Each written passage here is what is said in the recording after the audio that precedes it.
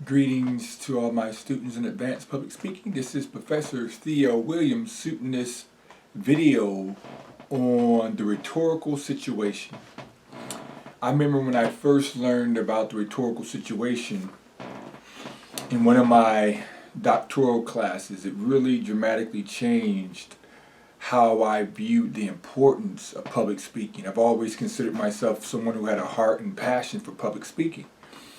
And when I learned about the rhetorical situation, it really increased and gave me even more focus and more desire in terms of how I utilized public speaking, when I utilized public speaking, and the importance of being silent when you need to be silent, but more importantly, the importance of speaking up when you need to speak up. Not just speaking to be speaking, but speaking because speaking needs to be done at that particular time. So if you have your PowerPoints, which you can download from Canvas, I want you to use those PowerPoints as we follow along with this particular video. So what is the rhetorical situation? So the rhetorical situation, there was actually a theorist whose last name was Bitzer. And he was the one who was credited for developing this concept of the rhetorical situation. And according to Bitzer, the rhetorical situation is any circumstance that is so dramatic, so life-altering in a great way or in a negative way, that it necessitates that someone needs to engage in public discourse surrounding that event.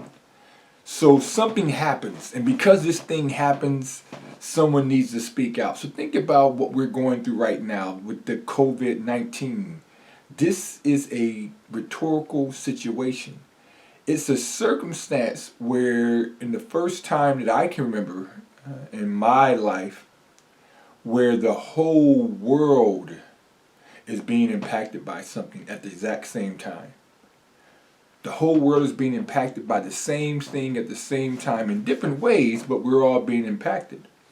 And think about how important it was for world leaders, presidents of the countries and kings and queens, depending upon the nation, how important it was for them to speak to their people during this time of crisis. It would be neglectful, borderline criminal, if the leaders of our nations would not speak at this time. The current circumstances necessitates that someone speak. Whenever there's a tragedy, we expect to hear someone to speak.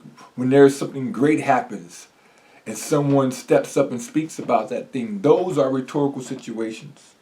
And so it's important that we recognize that, because when we fail to speak during those times, it does more harm than we would imagine. And so according to Bitzer, there are three vital elements or parts to the rhetorical situation that always exist in rhetorical situations. Number one is this, and these don't necessarily have to be in order per se, but one element is called exigence. Exigence. And this is basically any problem that exists in the world that necessitates the discourse, that necessitates someone speak. And so this gets to the heart of the rhetorical situation. So this is the event itself. This is the problem or the circumstances that arises that necessitates someone speaks out. So right now, COVID-19 and how it's impacting the world, that's the exigence. You know, during 9/11, when the World Trade Center and the towers were destroyed, that's the exigence. That bombing, those planes hitting those buildings, that's the exigence. That's the situation that necessitates someone to speak. So in all rhetorical situations, there's always going to be that exigence.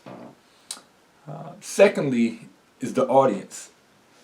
And the role that the audience plays is normally when a rhetorical situation arises and there's this exigent circumstances, this trying public problem.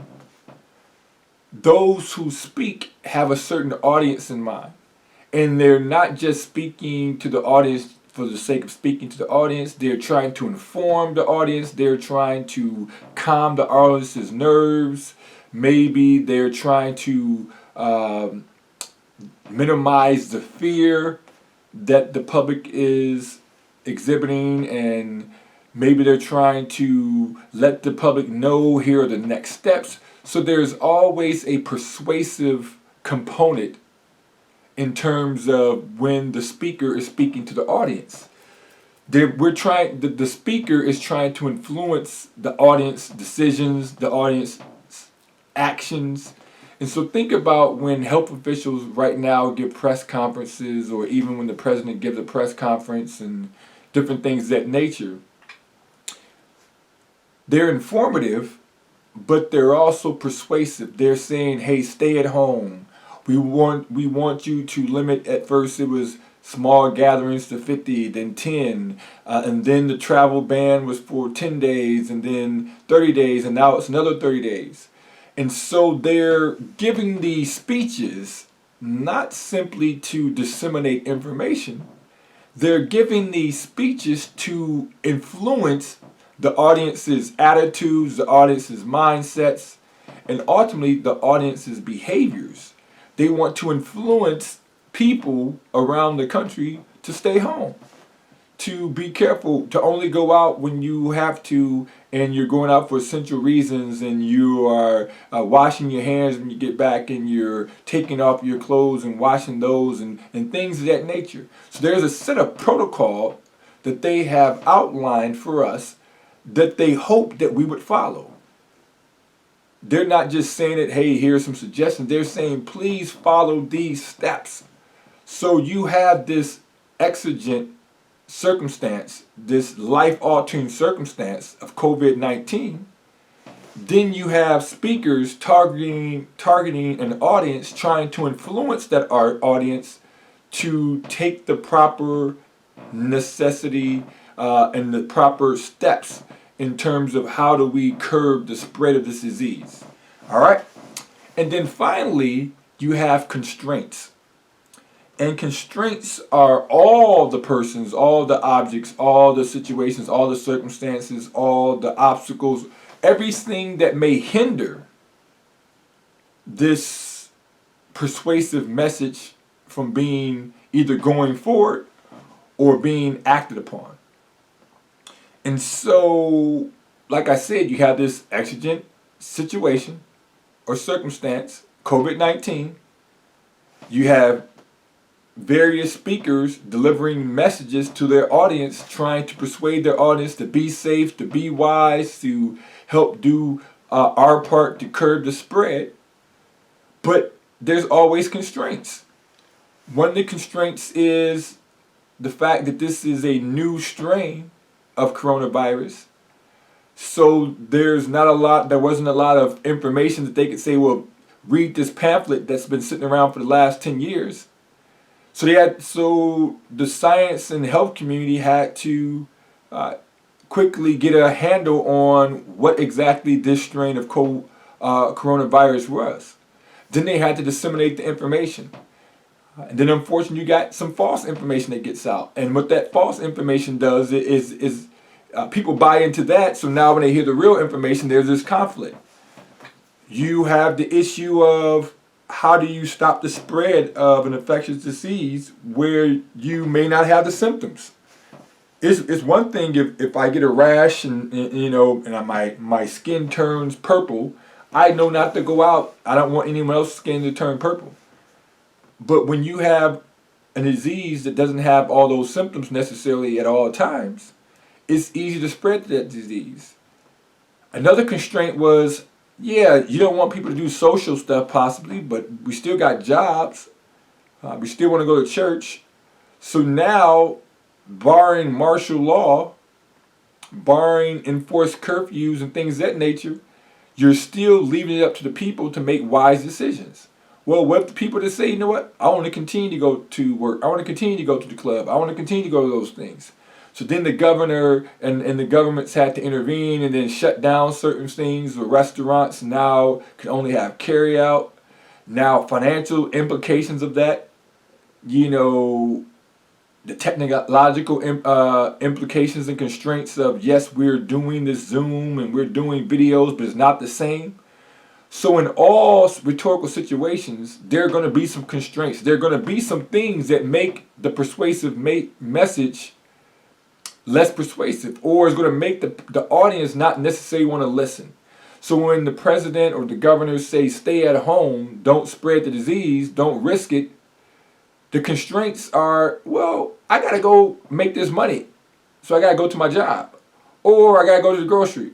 Or I just like hanging out with my family and friends. I'm going to continue to do that. So those are constraints. Those are barriers. Those are obstacles. And the best speakers try to minimize those obstacles. They try to figure out how can I eliminate and minimize some of those obstacles so that my persuasive message can be even more persuasive, and the audience that I have in mind would be more apt to act upon this persuasive message. So you have Bitzer. Rhetorical situation is any situation that arises that now necessitates that someone needs to speak. Three main elements. You have exigence, which is the extreme or trying circumstance that arises. That's the problem. Then you have the audience. These are the individuals who are now going to start to receive these persuasive messages from those who are speaking. And then you have the constraints. This is anything that's going to hinder that message. Maybe it could be our preconceived notions about what we expect. So if someone says stay at home, that means pastors be mindful of canceling your church services and doing it online. But if in our mind we've been so conditioned that church can only take place in the four walls at the building, you got to go to church. And if we have faith, we can trust God to protect us. All said now, that persuasive message that we're receiving from the Surgeon Generals that say stay at home, all said now it's in conflict with what we've heard as Christians, as far as never forsaking the fellowship, going to the four walls, having faith. So all said, that becomes a constraint. So a constraint is anything negative or positive that just hinders that persuasive message from going forward. All right. One more slide. When it comes to the speeches, when it comes to the persuasive messages that should be going out as a result of these rhetorical situations, as a result of this exigent circumstance. So when the problem arises, when someone gets it in their mind to say, hey, I need to speak on this problem. I need to be a voice that people need. I need to be light in the midst of darkness. Well, here are some things that should be considered when we're developing those persuasive messages. Number one, it should be persuasive seeking. It's not just informative. When there are exigent situations, it is true that one thing that will put us at ease is the information itself. Keep us informed. But the information should be persuasive. It should be informing us, and more than informing us, it should be instructing us. So if the president and the head of the CDC and all these individuals, if all they did was give us information, that would be great, but what should we be doing with the information? That's what's more important. So your messages should not just be informative, it should be instructive. It should be persuasive. It should be saying, here's the information, now here's what you should be doing with the information. So they're not just telling us how to combat the virus, they're encouraging us to do those steps. To wash your hands, to not touch your face, to keep safe distance. They're instructing us on how to do those things. So the messages should be persuasive. They should be strategically planned. One of the criticisms, especially in regards to how our president has handled this situation with some of his rhetoric, has been it seems like it's unplanned. Health officials are saying we're saying one thing, and the president was saying something different. And he said this was a hoax. It's not that serious. And now he's saying the opposite. And so it needs to be strategically planned, because in these exigent situations, when these things arise, panic, fear, and confusion can set in. And we need to be put at ease. Thus, there needs to be strategy in the discourse. There needs to be strategy in the rhetoric that's going forward, because if there's conflicting speeches, if there's conflicting discourse, all said now, it adds to the confusion, it adds to the fear, it adds to the tension. So everyone who is speaking needs to be on the same page. You can't have 5 people speaking and they're saying 5 different things, because then the audience gets confused. So it has to be strategically planned. It has to be adapted to the audience. So maybe what the president in Italy said was different than what the president of the United States said, or in China, because being ground zero. And you have to keep in mind, if you're the president or leader of a country that is used to the government mandating and dictating, you deliver a speech a certain way. But now, if you are the president of the United States, where we live in a quote-unquote democratic society, and we're not used to a dictatorship, we're not used to communism, we're not used to socialism, we're not used to those things, all of a sudden now, you have to adapt your message you got to keep your audience in mind when you start to talk about mandates, when you start to talk about decrees, when you start to talking about from now on a travel ban. You got to keep that in mind, that your audience isn't used to that type of dictating from leadership. They're used to more autonomy. And so you got to adapt it to your audience. You got to know who you're speaking to. Because if you're trying to persuade your audience, if you're ultimately trying to influence their behaviors and their mindsets, you got to know who you're speaking to. You can't just come a certain way if you know that's not going to work. It's all about Kairos time. This is one of the most important things you can ever learn in terms of public speaking, especially in terms of the rhetorical situation. If you find yourself wanting to be the voice, the light in the midst of darkness, if you find yourself wanting to be someone who can speak out at a certain moment to influence people, you have to be cognizant of Kairos time. And this is a biblical term. You can find it in the Bible also, but Kairos in the Greek, this means it's an exact moment in time. A specific moment in time where what you're going to say or what you're going to do can really have the greatest impact. And so God was big on Kairos time. And other times, but Kairos was a moment in history where a decision had to be made, or something had to be said, or something had to be done. And if it wasn't said or done at that particular time, it lost its effectiveness. And so I think about, as a husband, if my wife and I are having tension and we get into an argument, and maybe I feel I need to initiate the reconciliation and maybe even apologize, I have to discern the right time for that.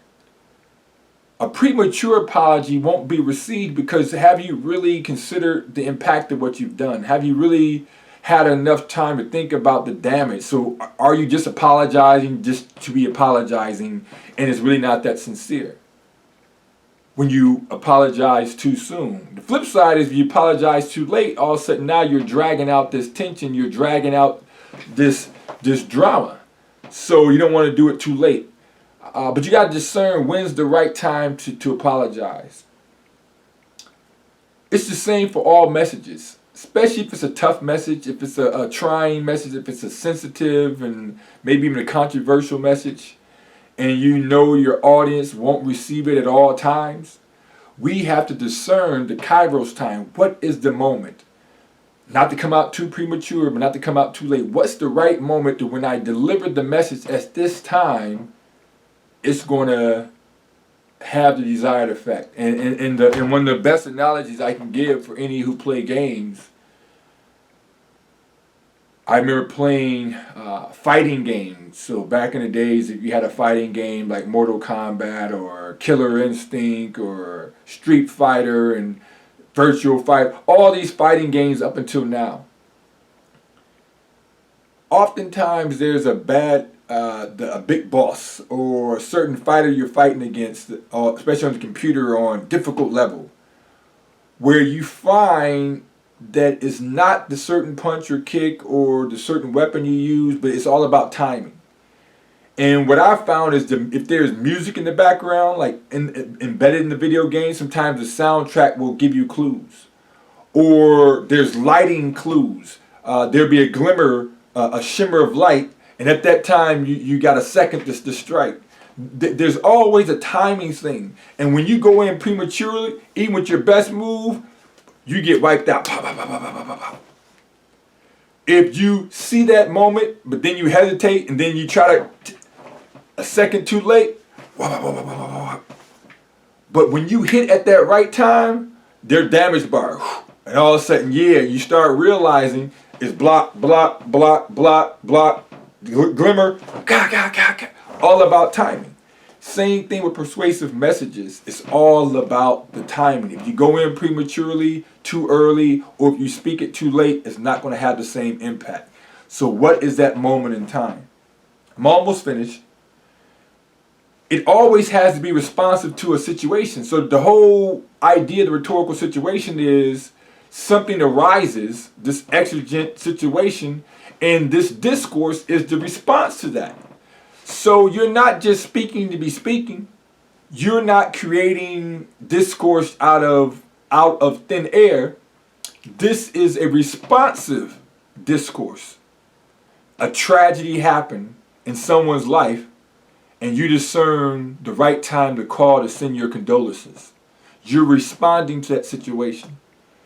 So you're not just conversating and speaking for the sake of speaking. It's a response. Because now there's an expectation. There's a hunger. There's a void. People are waiting on someone to speak. And then you step up and you speak. And then finally, it's concerned with contingent issues. And contingent issues are the pressing matters of the day. So in all societies, there's some pressing matters. There's some hot topics. There's some strong things. So like in America, I think about even before COVID-19, we've always had issues of inequality. Racism, gender inequality, economic inequality. So those are exigent situations. And then you speak about those things. So the best rhetorical responses, the best rhetorical situations don't just revolve around things that most people would consider insignificant. They normally involve discourse around significant issues, things that impact people. So you may think that something's important to you. But say if it's not important to the majority of people around you, you may put out a speech or a blog or a Facebook post speaking out on that thing. And it may not have the impact that you expected to have, mainly because normally these rhetorical situations revolve around things that are important to most people, or things that impact most people, or at least things that impact a large segment of people, and then you can speak to those people. That's your audience. And so we can't just be speaking about things that are mundane or things that are obscure or things that are only important to a few.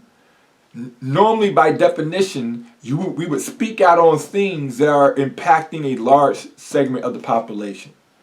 And so it's persuasive speaking. It has to be strategic, adapted to the audience. We have to discern the Kairos time. It's responsive to a situation, and it's normally concerned about the pressing issues of today's society. All right? So think about, and this would be our discussion question, and I'll upload this also on the discussion board. COVID-19 is our current rhetorical situation. It's the exigent It's the life-altering circumstance. It's changing our lives. It's causing us to rethink a lot of things in terms of how we do our daily lives, at least temporarily. So based upon that particular exigent situation, who have been some of the audiences and what have been some of the messages, persuasive messages that we have received? And what have been some of the constraints in your eyes to those messages, and some of the constraints in regards to how we have been able to enact those messages?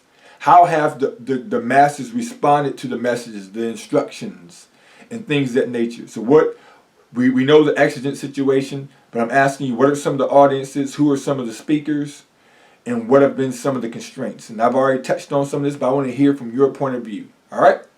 Take care. God bless. And I look forward to your speeches tomorrow, or not tomorrow, but on Wednesday. Yes, Wednesday. All right. I'm out of here, y'all. Peace.